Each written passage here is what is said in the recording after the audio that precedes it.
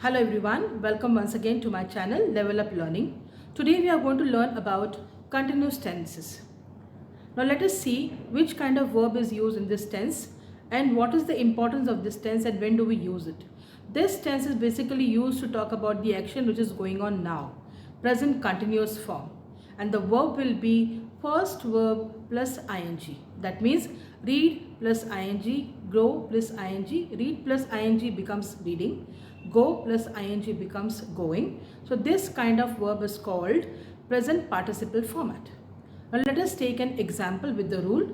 The rule to use or to create this sentences are subject plus either am or is or are plus first verb plus ing plus object. Now let us take an example. She is reading a book. Positive statement. Negative statement. She isn't reading a book. Positive question 1. Is she reading a book? Negative question 1. Isn't she reading a book?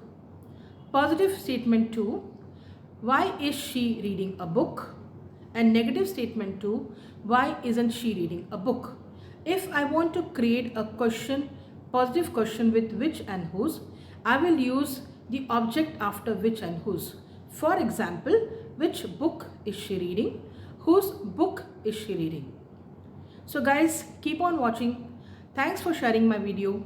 Keep learning. Bye bye for now.